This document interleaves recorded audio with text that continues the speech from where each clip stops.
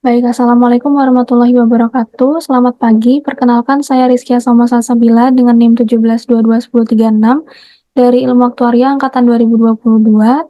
Saya akan menjelaskan mengenai live coding untuk penyelesaian 3 soal mengenai masalah transportasi, masalah penugasan, dan teori permainan.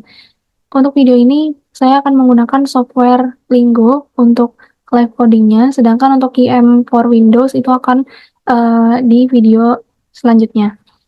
Baik, di sini ada soal pertama mengenai masalah transportasi. Jadi diketahui ada 3 pabrik, pabrik 1, 2, dan 3, dan 3 gudang, yaitu gudang A, B, C, di mana pabrik itu yang mensuplai barangnya dan gudang itu yang punya permintaan atau demand-nya.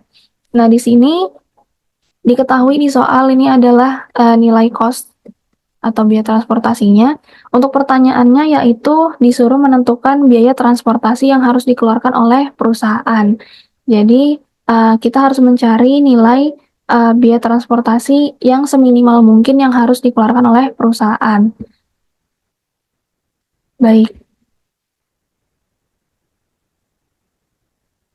Untuk penyelesaian soal tersebut di Lingo, saya akan menuliskan kodenya terlebih dahulu.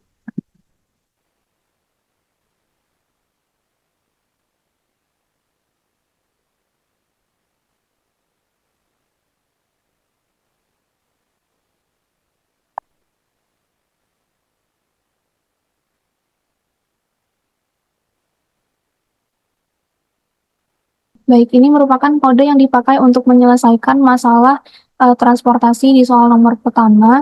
Jadi untuk model itu merupakan kode yang selalu dipakai untuk mengawali kode di Lingo, dan sets P, P1, P2, P3 sub, dan L, L1, L2, L3 dem itu adalah kode yang digunakan untuk mendefinisikan himpunan yang digunakan, yaitu di mana P di sini adalah pabrik dan L itu adalah gudang, di mana pabrik itu yang menyediakan supply, makanya di sini tulisannya sub, dan L itu gudang yang memiliki permintaan atau demand.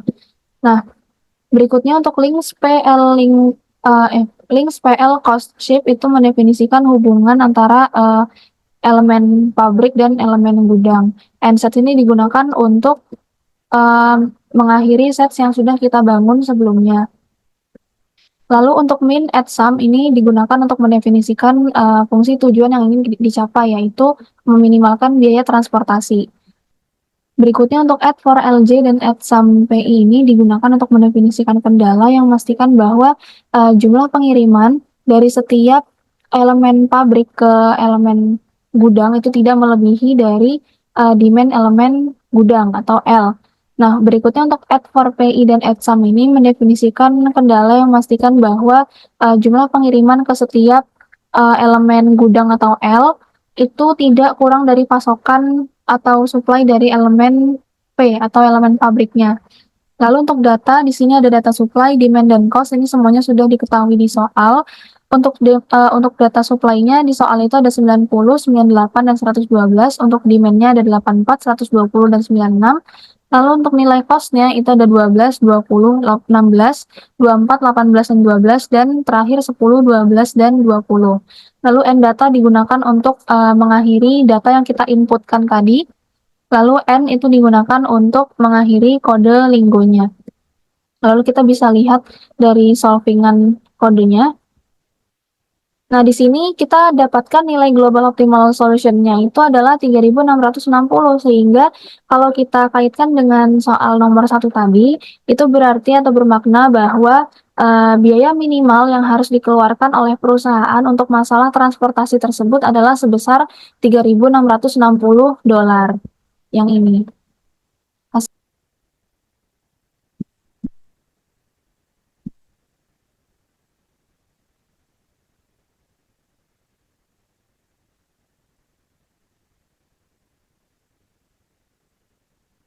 Baik, berikutnya untuk soal nomor 2 diberikan data matriks penugasan sebagai berikut. Ada 4 subjek dan ada 4 pekerjaan.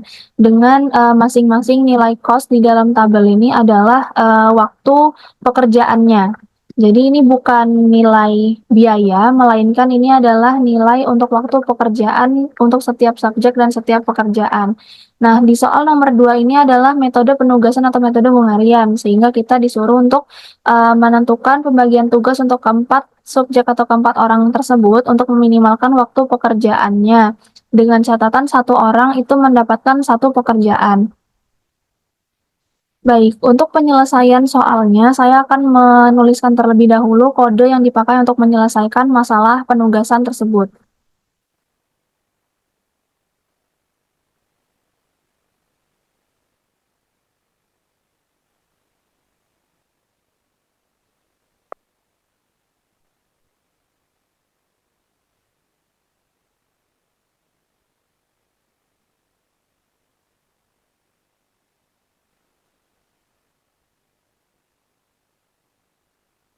Oke, baik. Jadi di sini adalah kode yang digunakan untuk menyelesaikan masalah penugasan di nomor 2. Jadi untuk setiap mengawali kode di Linggo itu menggunakan kode model. Lalu kita set ada subjek dan job. Ini dia mendefinisikan himpunan yang digunakan pada model, yaitu di sini ada subjek yaitu orang-orangnya dan job itu pekerjaannya. Tadi subjeknya ada 4 orang dan jobnya atau pekerjaannya itu juga ada 4. Makanya di sini saya set subjeknya dari 1 hingga 4 dan jobnya juga dari 1 hingga 4. Links, linksnya ini salah. Links. Nah, untuk links ini mendefinisikan hubungan dari kedua himpunan atau kedua elemen, yaitu elemen subjek dan elemen job, di mana subjek itu merupakan cost-nya dan job itu adalah assign atau pekerjaannya. Di mana cost-nya ini bukan berupa biaya, tapi melainkan waktu pekerjaan. Lalu kita end sets untuk mengakhiri sets yang sudah kita bangun sebelumnya ini. Lalu untuk min at sum ini digunakan untuk mendefinisikan fungsi tujuan yang ingin dicapai, yaitu meminimalkan waktu pekerjaannya. Lalu untuk add for subject, untuk add sum job j assign sama dengan 1, itu mendefinisikan bahwa untuk setiap subjek itu harus mendapatkan satu pekerjaan. Jadi setiap subjek itu harus mendapatkan satu pekerjaan. Dan untuk add for job, add some subject sama dengan 1 ini juga kebalikannya. Untuk setiap pekerjaan itu hanya satu orang yang mendapatkannya. Lalu untuk datanya ini adalah data cost, itu juga sudah diketahui di soal, di mana cost-nya itu ada 12, 16, 24, 14. Berikutnya 18, 10, 20, 14. Berikutnya ada 10, 16, 22, 16. Dan yang terakhir ada 22, 10, 18, dan 8. N data digunakan untuk mengakhiri data yang sudah kita inputkan tadi, dan N itu digunakan untuk mengakhiri kode linggonya. Lalu kita bisa coba untuk solve kan. Oh, ada yang salah.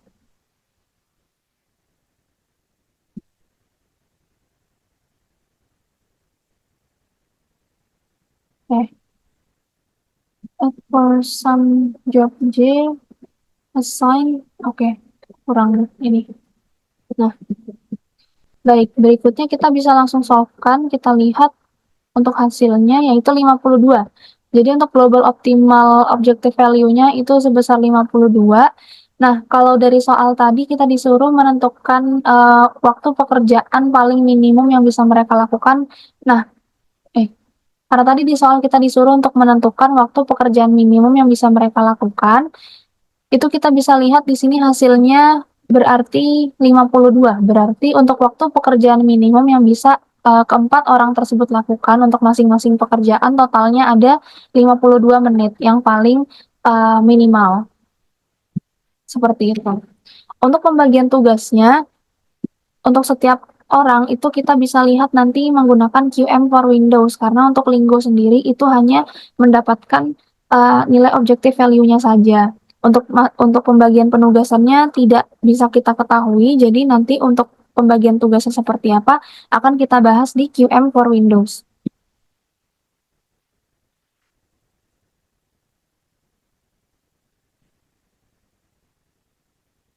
Baik, soal terakhir ini merupakan teori permainan. Jadi di sini diketahui beberapa, nilai-nilai keuntungan dan kerugian untuk setiap perusahaan, dan diketahui juga strateginya untuk perusahaan A dan perusahaan B. Lalu kita disuruh untuk menentukan strategi optimal yang dilakukan oleh perusahaan A dan B menggunakan teori permainan dan metode simplex. Linggo, saya akan menuliskan terlebih dahulu kode linggonya yang akan dipakai.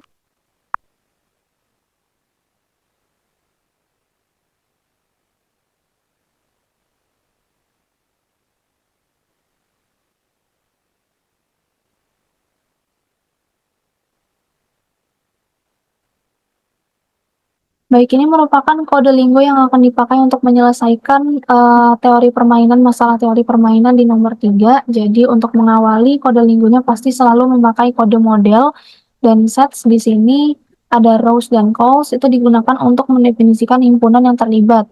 Di mana ini kita akan membuat himpunan rows atau baris, ada 3 baris tadi kalau kita lihat, dan ada juga 3 kolom. Makanya di sini kita buat dari 1 hingga 3 untuk barisnya, dan columns-nya juga dari 1 sampai 3. Lalu berikutnya untuk matriks rows calls row itu adalah artinya membuat sebuah matriks bernama row dengan dimensi rows dikali calls untuk menyimpan data nilainya. Jadi nanti data nilainya akan kita taruh di matriks tersebut ini. Lalu end sets digunakan untuk mengakhiri sets yang sudah kita buat sebelumnya yang ini. Kode add for calls add some rows yang ini artinya untuk setiap kolom J, jumlah perkalian antara elemen matriks row dengan X di semua baris I itu harus lebih besar dari V. Harus lebih besar dari V. Jumlah nilai X yang ini, jumlah nilai X di semua baris itu harus sama dengan 1. Jadi berarti X ini dia mewakili distribusi probabilitas, karena probabilitas itu sama dengan 1. Lalu untuk max sama dengan V, ini artinya model ini dia bertujuan untuk memaksimalkan nilai V atau nilai permainannya nanti. Lalu free V, ini artinya variabel V-nya tidak dibatasi atau variabel nilai permainannya tidak dibatasi, sehingga nanti nilainya bisa bernilai positif atau juga bisa negatif. Nah, untuk datanya, ini sudah diketahui di soal yang di dalam kotak-kotak tadi, itu bisa kita langsung masukkan saja nilainya. Ada -3, -2, 6, 2, 0, 2, 5, -2, dan -4. N data digunakan untuk mengakhiri data yang sudah kita inputkan tadi ini, dan N ini digunakan untuk mengakhiri kode linggonya. Lalu coba kita solving untuk hasilnya. Nah, ternyata untuk global optimal solution-nya yang kita temukan untuk nilai objektifnya adalah 0. Nah, kalau nilainya 0 untuk teori permainan, kita bisa tarik kesimpulan bahwa baik perusahaan A maupun perusahaan B itu tidak mendapatkan keuntungan maupun kerugian. Jadi bisa jadi perusahaan A mengadaptasi salah satu strategi dari ketiga strategi yang ditawarkan, itu akan mendapatkan keuntungan sebesar 0. Sedangkan untuk perusahaan B akan mengadaptasi salah satu dari 3 strategi yang ada dan akan mendapatkan kerugian sebesar 0. Jadi tidak ada perusahaan yang untung dan tidak ada perusahaan yang rugi. Kalau berdasarkan dari nilai objective value yang ditampilkan di linggo ini. Untuk pengambilan keputusan strategi mana yang diadaptasi oleh masing-masing perusahaan itu bisa dilihat melalui QM for Windows. Seperti itu. Baik, Assalamualaikum warahmatullahi wabarakatuh. Kembali lagi bersama saya, Rizkia Salma Salsabila dengan NIM 17221036 dari Ilmu Aktuaria Angkatan 2022. Jadi sebelumnya saya sudah menjelaskan mengenai penggunaan software Linggo dan codingan untuk menyelesaikan 3 soal dari masalah transportasi, masalah penugasan, dan teori permainan. Nah, di sini saya akan menjelaskan penyelesaian untuk 3 soal tersebut dengan menggunakan software QM for Windows. Jadi Perbedaannya antara dua software tersebut itu berada pada hasilnya atau output yang dihasilkan. Ini perbedaan antara dua software antara Linggo dan QM, kalau Linggo itu hanya terbatas pada menghasilkan output berupa objective value saja. Sedangkan kalau QM for Windows itu bisa menampilkan objective values-nya atau nilai solusinya, dan juga menghasilkan output berupa kalau semisal masalah penugasan itu juga menghasilkan plottingan job untuk setiap subjeknya. Atau untuk teori permainan juga kita bisa lihat strategi mana yang kira-kira dipakai oleh perusahaan yang diketahui. Seperti itu. Jadi tidak hanya nilai solusinya saja, tapi juga kita bisa lihat plottingan assignment dan hasil dari game teorinya. Seperti itu.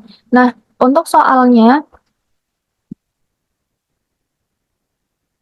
baik, untuk soal pertama, di sini kita masih menggunakan soal yang sama, jadi diketahui ada ada elemen pabrik yang menawarkan supply-nya, dan ada elemen gudang yang memiliki demand atau permintaannya.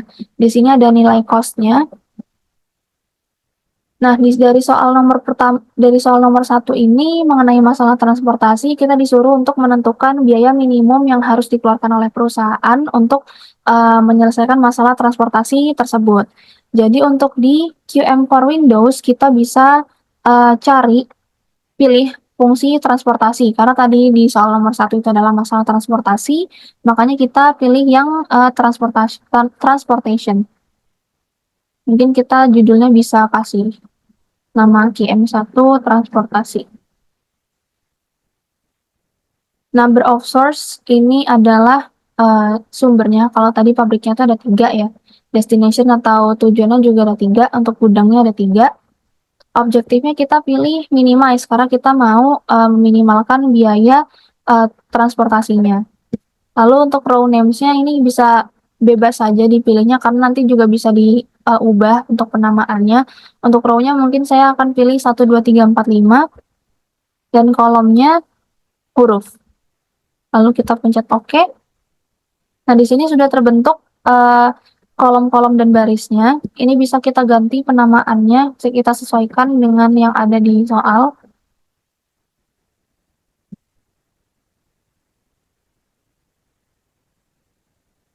Yang ini gudang.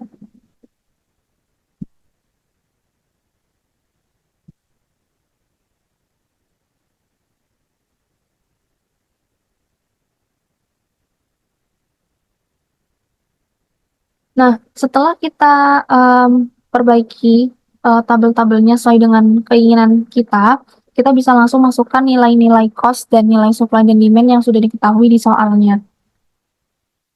12, 20, 16, 90. Ini 24, 18, 12, 98. Ini 10, 12, 20, 112. Ini 84, 120, dan 96. Baik, mohon maaf karena tadi ada kesalahan penulisan. Ini sudah kita masukkan semua nilai data-datanya dan dari cost, supply, dan demand-nya. Lalu kita bisa langsung solve problemnya. Di sini ada banyak pilihan solvingannya. Kalau dari berdasarkan transportation result, kita bisa lihat di sini solution value-nya sama seperti dari penyelesaian menggunakan Linggo tadi 3.660. Jadi kita bisa tarik kesimpulan bahwa biaya minimal yang harus dikeluarkan oleh perusahaan untuk menyelesaikan masalah transportasi ini yaitu $3.660. Nah, kita bisa juga lihat untuk final solution table-nya atau kayak pembagian tugasnya, pembagian distribusi barangnya untuk setiap pabrik dan setiap gudang seperti berikut ini. Dan ini juga ada shipping list-nya yang lebih lengkap. Nah, untuk pabrik 1, dia mengirimkan ke gudang A sebanyak 84 unit, pabrik 1 juga itu mengirimkan. Jadi pabrik 1 itu mengirimkan ke gudang A dan B masing-masing 84 dan 6 unit. Untuk pabrik 2 itu dia mengirimkan ke gudang B dan C masing-masing 2 unit dan 96 unit. Dan pabrik ketiga dia ternyata mengirimkan ke gudang B sebanyak 112 unit.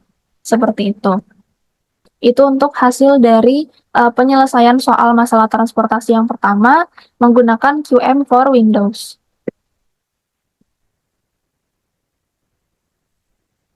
Baik, berikutnya soal nomor 2 mengenai masalah penugasan masih menggunakan soal yang sama. Jadi di sini diketahui ada 4 subjek atau 4 orang dan 4 pekerjaan dengan nilai kos di sini yang diketahui ini adalah waktu pekerjaannya. Nah, di sini kita disuruh untuk menentukan pembagian tugas dari keempat orang tersebut untuk meminimalkan waktu pekerjaan dengan metode penugasan dengan catatan satu orang itu mendapatkan satu pekerjaan saja.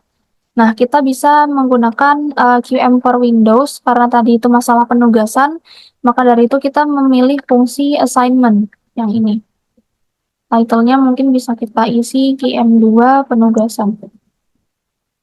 Number of jobs tadi diketahui di soal itu ada 4 dan number of machine atau orangnya atau subjeknya itu juga ada 4. Nah, objektifnya ini kita akan memilih minimasi atau minimize karena kita disuruh tadi untuk menentukan waktu minimal pekerjaan yang bisa mereka lakukan. Untuk row dan kolomnya saya akan menggunakan angka dan huruf saja, tapi nanti juga bisa diganti. Nah, Tony,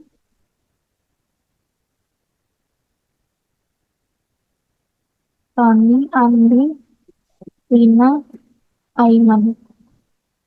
Ini job, salah. Job A, job B, job C, job D. Baik, berikut ini sudah terbentuk untuk barisan kolomnya. Kita bisa langsung masukkan nilai-nilai cost-nya yang sudah tersedia dari soalnya. 12, 16, 24, 14. Ada 18, 10, 20, 14. Yang ini 10, 16, 22, 16. Ini 22, 10, 18, dan 8. Setelah itu kita bisa langsung solve problemnya. Nah, dari assignment results-nya kita bisa lihat di sini optimal solution value-nya yaitu 52. Ternyata sama dengan penyelesaian menggunakan Linggo tadi. Jadi kita bisa tarik kesimpulan bahwa untuk waktu minimal pekerjaan yang bisa mereka lakukan itu selama 52 menit. Seperti itu. Nah, kita bisa lihat juga assignment list-nya atau penugasan atau plottingan penugasan untuk setiap orangnya seperti apa. Di sini kita bisa lihat nih. Untuk Tony, dia ternyata akan mendapatkan pekerjaan C dengan waktu pekerjaannya yaitu 24 menit.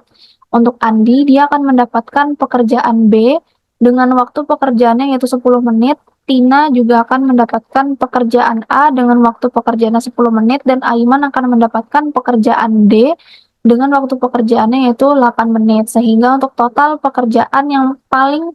waktu pekerjaan yang paling minimal yang bisa mereka lakukan yaitu 52 menit. Seperti itu. Itu untuk penyelesaian soal nomor 2 mengenai masalah penugasan. Berikutnya soal yang terakhir mengenai teori permainan. Di sini masih menggunakan soal yang sama. Jadi diketahui ada perusahaan A dan perusahaan B dengan masing-masing perusahaan memiliki strategi.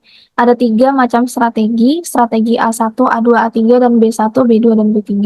Di sini ada nilai keuntungan dan kerugian yang akan mereka dapatkan, yang akan masing-masing perusahaan itu dapatkan.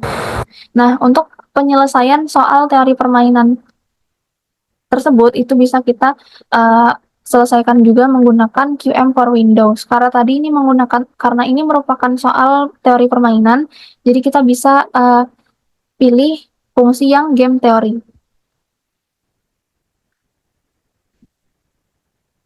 Judulnya sembarang aja, mungkin QM3 game teori. Nah, tadi untuk baris strategi itu ada 3 dan kolom strategi juga ada 3. Dan row names-nya mungkin kita bisa pakai yang A, B, C, D, E, dan kolomnya juga A, B, C, D, E. Nah, ini sudah kita dapatkan barisan kolomnya. Kita bisa rename dulu untuk memudahkan penyelesaiannya. Ah, oke. Ini disesuaikan saja dengan yang ada di soal.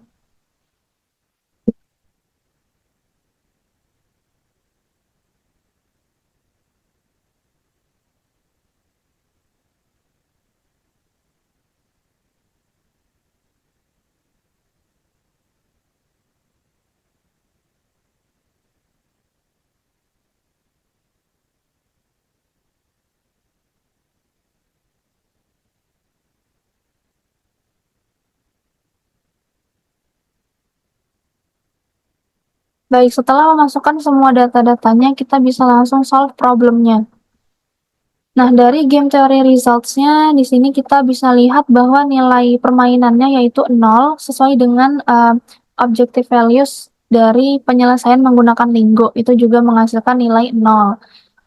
Nah, bagaimana dengan um, nilai maksimin dan minimaxnya?